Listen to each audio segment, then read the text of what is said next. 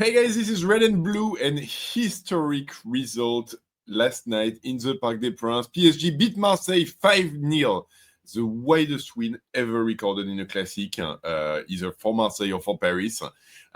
We had never seen a 5-goal difference ever in such a game. And I think the score could have been worse. Honestly, that was an absolute rout, complete domination, complete destruction by this PSG team of Marseille. So let's go into it. Let's talk about the details and how we got there. 5-0. 2 goals in the first half by Dembélé, including an amazing second goal. Really nice first goal as well, by the way, but amazing second goal by Dembélé. And then in the second half, an own goal by Medina, one of the Marseille defender, a wonderful goal by Kvaratskhelia, and a last one by Kang-in and Lee. 5-0, Manita. And honestly, the last few moments of the game, even before, it could have been 6, 7, 8-0. We hit the woodwork 4 times in this game, which is a Ligue record since QSI took over PSG. And yeah, I think that's the marker of a game we completely dominated. If I'm honest, though, I'm obviously super happy and tons of positive things to talk about. But I think realistically, the results of the game, for me, it's maybe 1/3 great game from PSG and 2/3 awful performance from the Marseille team. Really wasn't expecting them at that level. I know they had their issue right now, but yeah, they essentially self-destructed, came in with visibly no plan, no ability to change on the fly, no ability to adapt, and so they paid the price for it. And I think I've been defending this PSG team in the last few weeks, really trying to underline the things that we were doing right, even if not everything was going our way. I don't want now to just jump the fence completely. And just say everything was perfect and so on. I think there's still room for improvement for this PSG team. That being said, let's still be happy because we won 5-0 against Marseille. So a lot of positives to call out. I think we had a team, and I think I had talked about this before. I think my impression of this PSG team was that sometimes we were maybe 5% short of where we should be, and those 5% difference in terms of speed, in terms of technicals, in terms of tactics, was making all of the difference. And it meant that sometimes a low block was creating trouble for us, which meant that sometimes we weren't scoring enough goals versus what we could be doing, which meant that sometimes a team that we were playing against could score a last-minute equalizer or a last-minute winner against us. That 5% difference really disappeared in this game, and I think it's maybe one of the first times this season where I think we weren't 5% under, we were 5% over the other team. And I think, physically, it came to light very, very sharply. I think we came into this game more intent on creating impact and on really winning this game, going out there to win this game. I think we were sharper physically. In the end, it's our players who were running the most, who were dominant in the duels. And so I think, we see a physicality that had been one of the key things that were lacking for this PSG team this season. We'll have to see if this keeps going in the next few games. Obviously, it's a bit early to say, hey, we're completely back and now we're on the road for the second half of the season. We'll have to see if this wasn't a one-off. But I think it's definitely very positive. And you see player like Dembélé, you see player like Doué, you see player like Joao Neves. My God, Joao Neves, what a difference he makes. Players even Marquinhos, Nuno Mendes as well, had one of the most beautiful games of the season by any PSG players. all of those guys were clearly benefiting from this little improvement. There's been noise being made that PSG was working on their fitness in the past few weeks. Is it an early sign? There had been talks that we were trying to trigger a peak of performance, late Feb slash March. Maybe it's coming a bit early, or we're on the way. But yeah, like I think compared to what we have seen this season, yeah, that made a huge difference. Improvement as well, and that's where I'll start dropping caveats as well. In terms of our finishing and the goal scoring, obviously 2 goals from Dembélé, fantastic performance from him. A wonderful goal from Kvara as well. A goal from Kang-in Lee off the bench. So, great to see our attackers scoring, great to see us scoring a lot of goals. We also have like quite a few other opportunities, which is where I'll drop the caveat, because ultimately, like, yeah, we score 5 goals, but we hit the woodwork 4 times, and there's like a few clear chances that we could have converted as well. So a lot of improvement. We're getting better. We're getting back. But again, like, we can do even better, and it will we'll need to keep confirming that. Next thing that I think worked really well for us, I think tactically, I had called out in my preview 3 different tactical phases. And I think, as much as Marseille self-destructed, Paris came in with a very clear plan and executed it very well. We drew the Marseille team into our own side, into our defense, and just like burst past them on the counter. Just like destroyed their central defense this way, and found huge amounts of space, both between their midfield and their defense, but then like behind their defense. And so you see the first goals is exactly that. You see like that third goal, the own goal from Marseille, which is essentially triggered by Joao Neves running past their defense.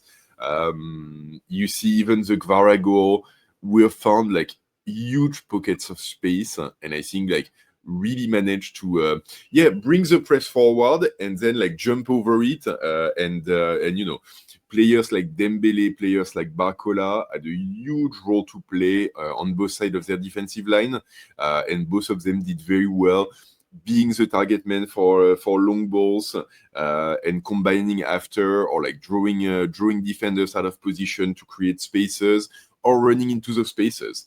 And I think the way like the players work together in those phases was clearly like planned, thought for, and worked on and executed perfectly. And I think tactically it's a far cry versus a team that sometimes struggle to deliver offensive phases that were prepared in advance. So a lot of improvement there, and I think in the midfield as well, like the battle of midfield. If I think back of the game in Marseille and I think back to the game in Kuwait, I cannot believe how much we dismantled their midfield. And I think ultimately, like their midfield two of Timber,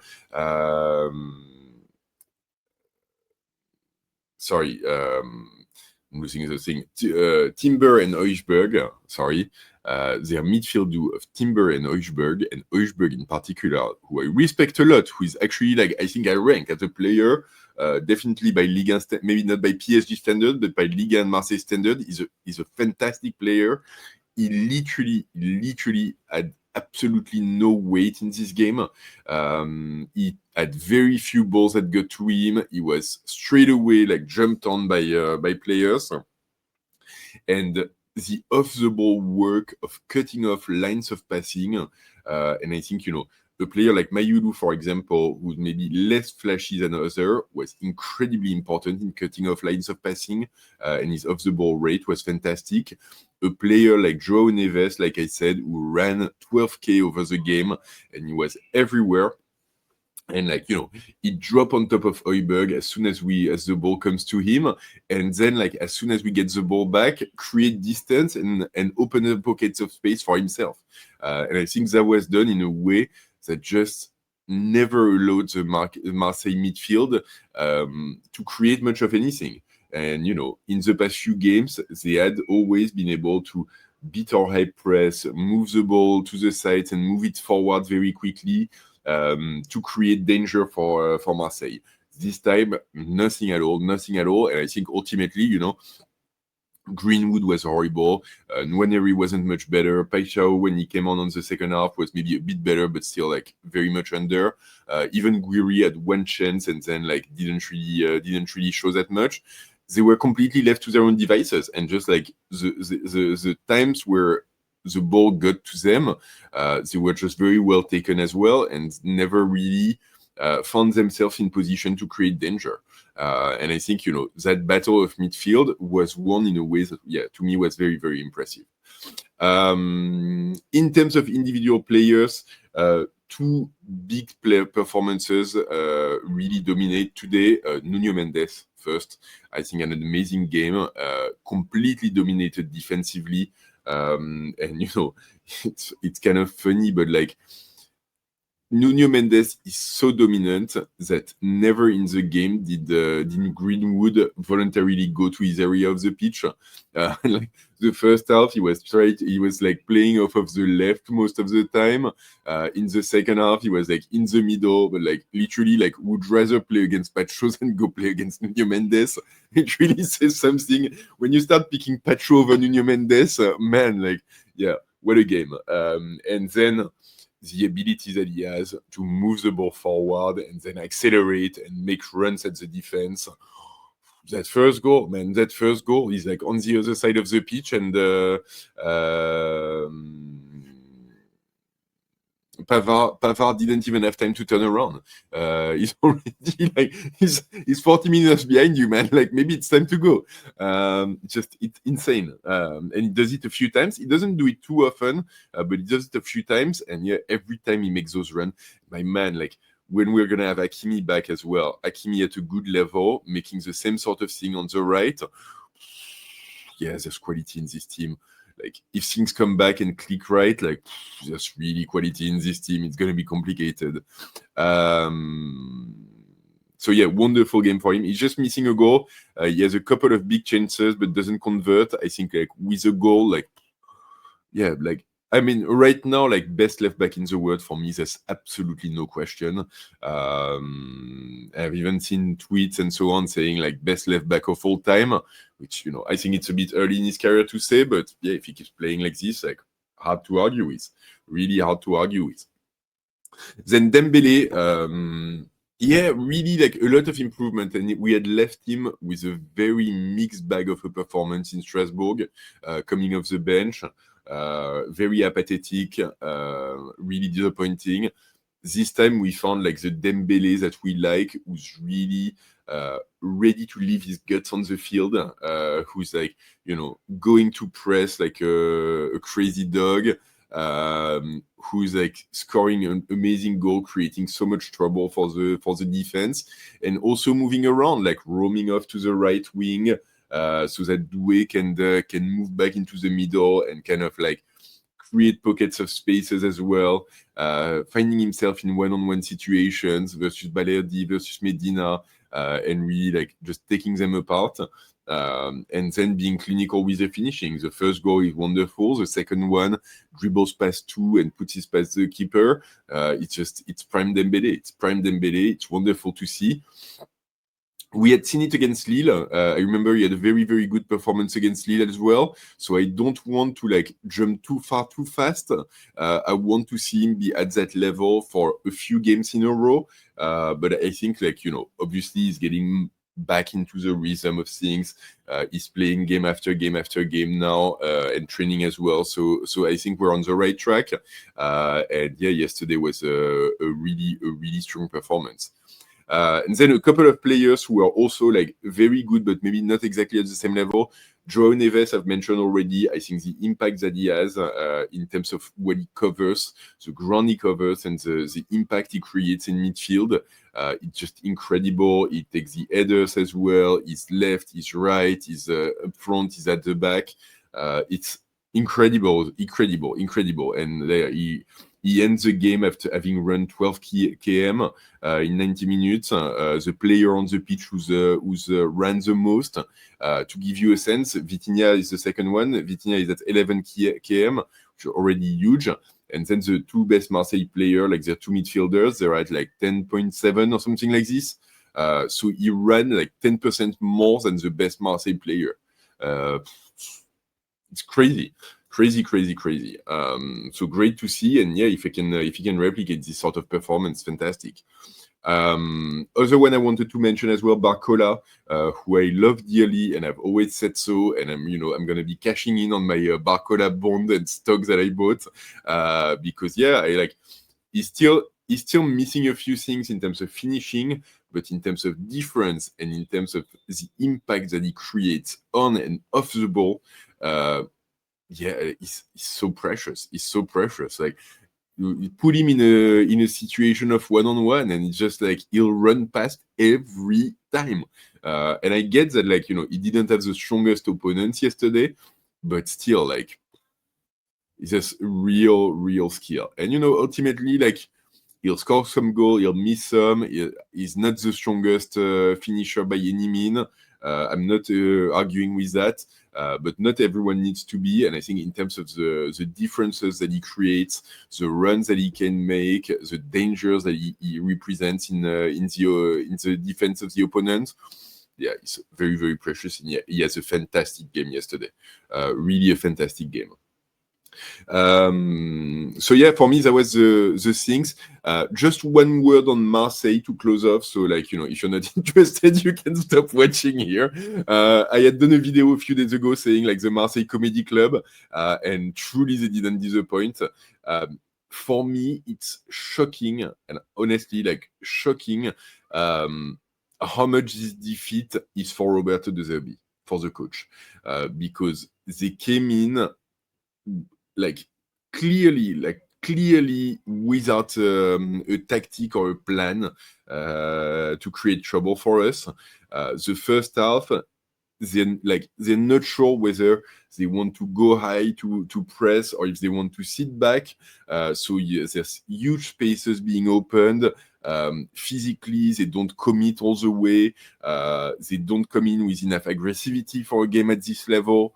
And they don't have the right attitude. And then, like, they just struggle to adapt.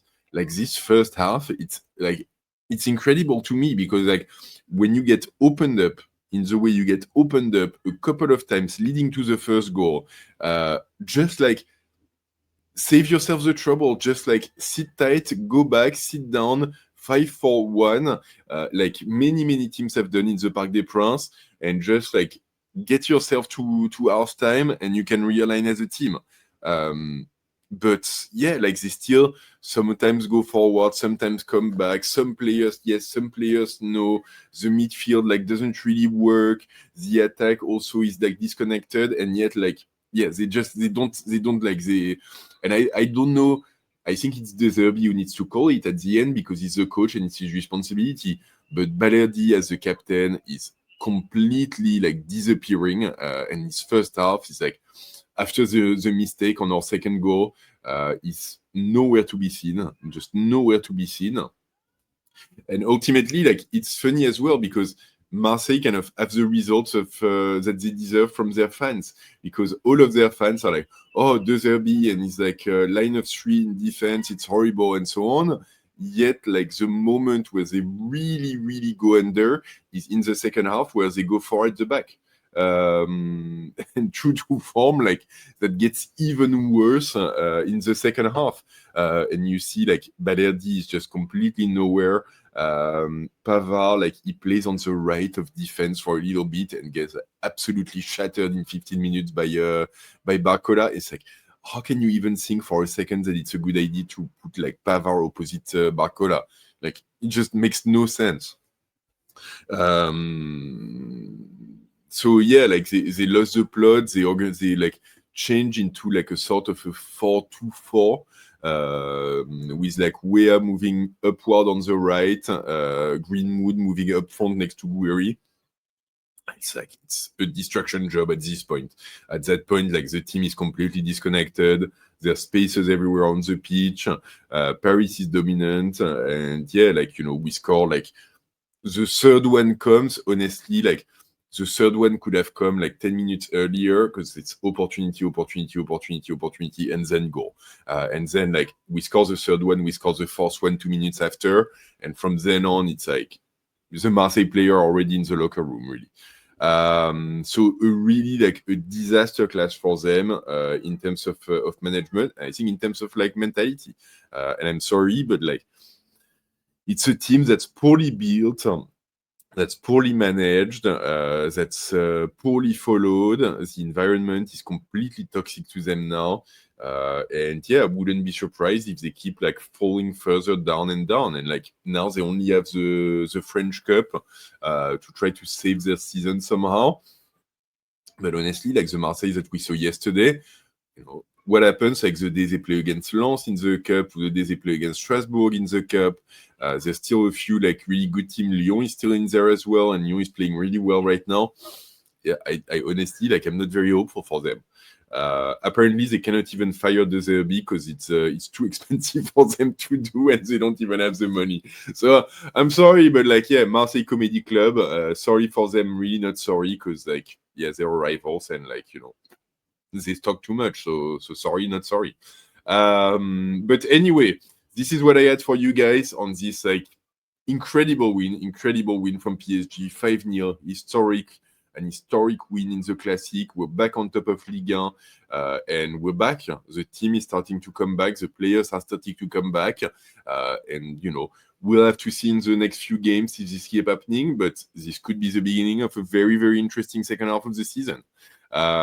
So for now, let me know what you thought of the game. Let me know what you make of the scoreline.